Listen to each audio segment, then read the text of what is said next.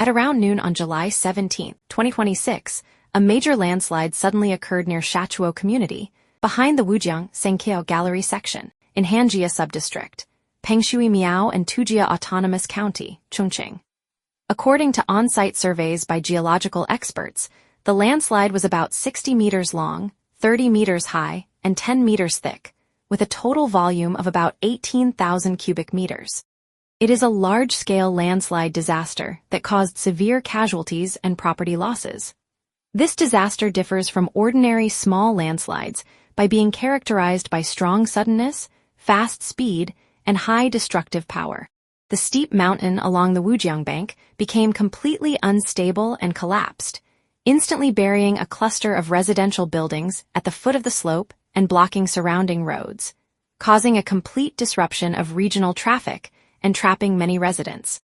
At the same time, part of the collapsed rock mass has accumulated in the Wujiang River waters, blocking certain channels and greatly increasing the difficulty of subsequent search and rescue efforts. According to the final data from multiple rounds of official cross-verification and household-by-household investigations, the damage in this disaster is clear. At the initial stage of the incident, 34 people were initially counted missing. After 14 days of comprehensive emergency rescue and verification, on the evening of July 30, 2026, the Pengshui County Government issued a situation report. As of July 30th, all disaster-affected areas at the land disaster site have been searched, with a total of 51 confirmed dead and 10 missing. Among the victims was a young grassroots government worker, Gong Baodong, born in 2000. He just graduated from university in 2023. On the morning of July 17th, after receiving news of the landslide, he rushed to the scene to evacuate the people. After escorting them into the safe zone, he found some lingering in the danger zone and turned back, only to be buried. After the disaster, the governments of Chongqing and Pengshui County immediately launched a high-level emergency response, establishing a special on-site rescue command center. They went all out and searched all that could be searched, carrying out over 320 hours of non-stop rescue and rescue work around the clock. Rescue forces have been deployed comprehensively and professionally. We have carried out the rescue operation in accordance with the important instructions of the President Xi Jinping. We aim to effectively ensure the safety of people's lives and property. We adhere to the principle of prioritizing saving lives, and have raced against time to carry out rescue operations scientifically and safely. We have formulated a rescue and handling plan, clearly defining the way of simultaneous advancement in 4 areas, and adopted the tactics of human-machine collaborative operations, zone-based advancement work, and all-round investigation and monitoring to carry out the search and rescue work.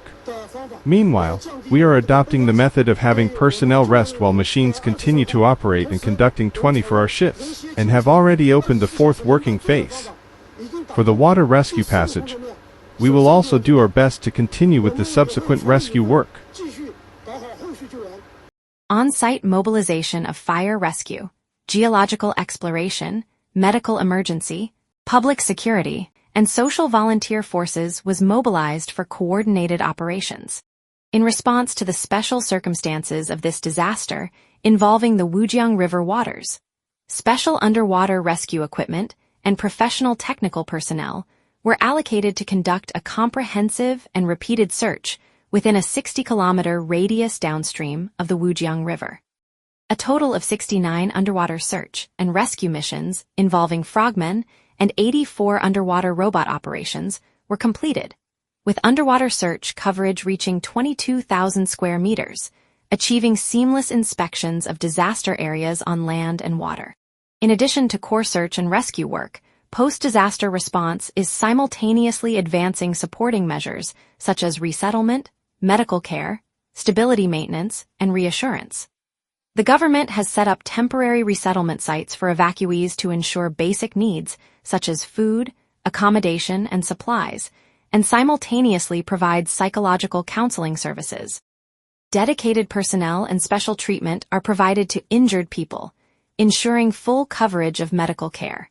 For families of deceased or missing persons, One-on-one dedicated personnel will be assigned to handle emotional comfort, compensation, and other aftermath work. Although the land search and rescue work concluded on July 30th, dredging and searching for residual waters in the Wujiang River are still progressing in an orderly manner. Currently, traffic around the Wujiang Third Bridge has basically been restored, and the production and daily order of residents in the jurisdiction has steadily returned to normal. At the same time, Pengshui County has launched a comprehensive geological disaster hazard inspection, comprehensively addressing risk points such as loose mountains and unstable slopes, and preventing secondary disasters. According to the latest news as of August 1, 2026, disaster response work has entered the stage of fully restoring normal production and life for affected residents, hazardous rock remediation, and post-disaster reconstruction. After reading this news, many people will have a question. Why do we still build a house here when it is next to a mountain and looks dangerous? Can't we find a safe and flat place to build a house? When building a house on a mountain, wouldn't it be okay to reinforce the mountain in advance? In fact, this idea is very reasonable, but in a deep mountain and canyon area like Pengshui County, Chongqing City, it is really not that I don't want to do it, but that the actual conditions have multiple restrictions. First of all, the first core problem is that there is no large, safe flat land on which to build houses. Pengshui County is located in the fold zone of the Wuling Mountains in southeastern Chongqing. The entire area belongs to the typical Wuling mountain canyon landform. The terrain is strongly cut, the mountain slope is steep, and the valley is narrow and deep. The overall situation is two mountains sandwiched by a river, and the mountainous area accounts for a very high proportion. The available land in the entire county and towns is tightly locked by the mountains and Wujiang River. There are steep mountains on both sides, and there is only a very narrow strip of riverside in the middle. Flat land is extremely scarce, and the areas that can be used to build roads, houses, and supporting facilities are often only a few dozen meters wide. It is simply impossible to find a large piece of open, flat land far away from the mountains and absolutely safe. Moreover, if large-scale excavation of mountains and flat land for building houses will destroy the original structure and balance of the mountain, it will create new landslides and collapse risks, and the gain will outweigh the loss. In addition, broken and fragile geological rock formations are the core internal cause of this disaster. According to Pengshui County's official geological disaster prevention plan and on-site survey results, the local mountains are dominated by soft and hard interlayer structures of limestone, shale, and mudstone. The rock mass is densely covered with natural fissures and cracks. The overall structure is loose and broken, and its stability is extremely poor. Compared with hard and complete rock formations, this type of rock formation is easily softened and peeled off when exposed to water, and the internal bonding force of the mountain is greatly reduced. After long-term accumulation, it is easy to cause overall collapse. The second reason is that these houses on the mountain are not dangerous places deliberately chosen by modern people, but are the pattern left over from thousands of years of settlement. In the past, there were no roads in the mountainous areas, and the Wujiang River was the only transportation lifeline.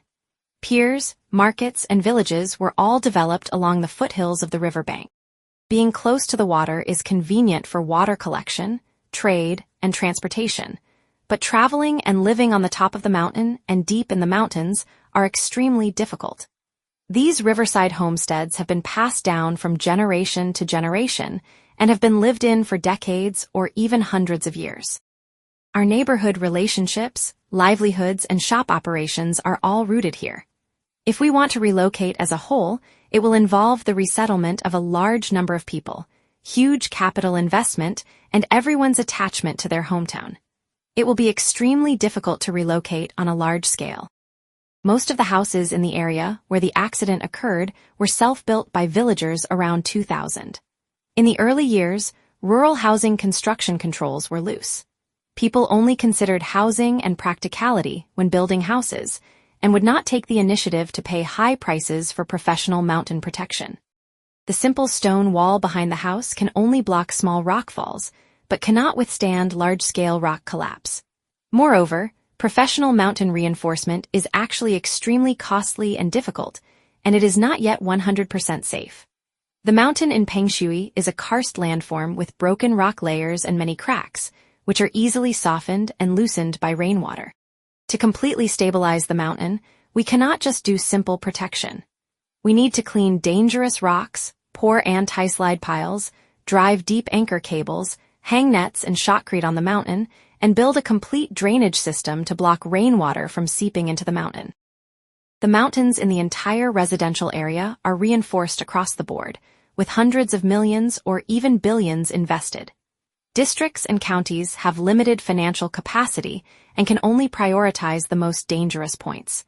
There is no way to reinforce all adjacent mountains to high standards at once. In addition, and more importantly, the geological hazards here are very hidden. The surface of the mountain looks intact, but the interior may have been eroded by rain and cracked and unstable. Even with reinforcement, there is still a risk of sudden collapse of high-level dangerous rocks in the event of continuous rainfall and extreme weather. The third reason is the direct cause of this disaster: continuous rainfall during the flood season. July is the main flood season in southeast Chongqing. Continuous rainfall continues to seep down along the cracks in the rock mass, eroding the internal structure of the mountain, and continues to reduce the friction and stability of the rock formation. Long-term rainy infiltration, combined with short-term heavy rainfall, completely broke the critical equilibrium state of the mountain, eventually inducing large-scale collapse disasters. This is also the core reason for the concentrated outbreak of geological disasters in the local flood season. Finally, of course, in addition to the above reasons, geological risks are also exacerbated by daily human activities in these hazardous areas. Restricted by the mountainous terrain, local residents in Pengshui County performed artificial slope cutting operations during road construction and residential construction, which destroyed the original stress balance of the mountain and formed a large number of unstable artificial slopes. At the same time, drainage facilities in mountainous residential areas are imperfect and rainwater siltation cannot be drained out in time, further aggravating the softening of rock strata and amplifying the risk of geological disasters. For people who have lived in the plains all their lives, it is relatively easy to choose a location to build a house, whether in rural or urban areas.